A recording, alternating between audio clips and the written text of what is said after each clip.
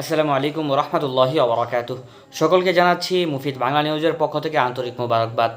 অনেকের সামনে হয়তো একটি ভিডিও এসেছে যেখানে দেখা যাচ্ছে যে একটি মাহফিলে একজন বক্তা বা স্টেজ থেকে বলা হচ্ছে যে পাকিস্তান জিন্দাবাদ, বাংলাদেশ জিন্দাবাদ এভাবে স্লোগান দেওয়া হচ্ছে। মানে স্টেজ থেকে বলা হচ্ছে পাকিস্তান পাকিস্তান, আর শ্রোতারা বলছে জিন্দাবাদ জিন্দাবাদ, বা তারপরে বলছে যে বাংলাদেশ বাংলাদেশ জিন্দাবাদ জিন্দাবাদ। এরকম একটি ভিডিও অনেকের সামনে এসেছে।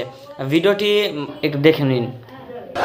আরো জোরে হবে, পাকিস্তান পাকিস্তান, বাংলাদেশ বাংলাদেশ, নারায়ে তাকবীর।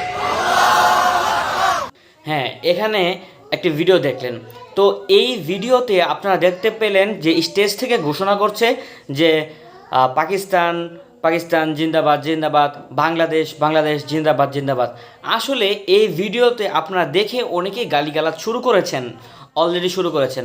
তো আপনাদের কাছে একটা কথা হলো, যিনি কারি কোরআনের তেলাওয়াত করেন, টেনে টেনে কোরআনের তেলাওয়াত করেন, এই কারি সাহেব তেলাওয়াত করার পর যখন মানে একটা আয়াত বা একটা লাইন বা একদম তিনি তেলাওয়াত করে থামেন, তখন স্টেজ থেকে ব্যাকগ্রাউন্ডে বলা হয় আল্লাহু আকবার কবির।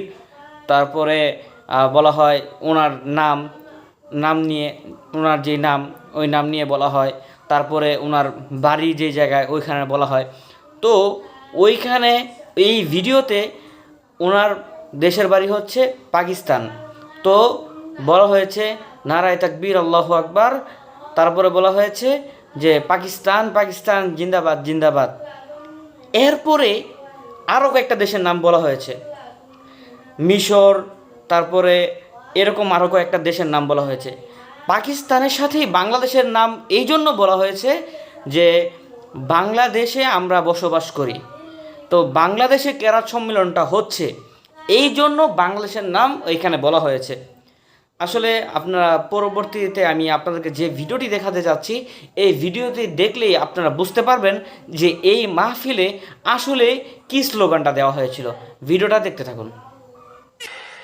আরি জওহারি সাহেব, পাকিস্তান পাকিস্তান, মিশর মিশর, Bangladesh Bangladesh, Iran Iran, Philippines Philippines, নারায়ে তাকবীর। হ্যাঁ, আসলে যারা অন্য অন্য জায়গায় ভিডিও দেখেছেন সকলের কাছে বিনীত অনুরোধ করব পুরো ভিডিওটা দেখে তারপর মন্তব্য করার, কারণ ভিডিওতে আপনারা অনেক কিছু দেখছেন যা ঘটেনি। সকলকে ধন্যবাদ।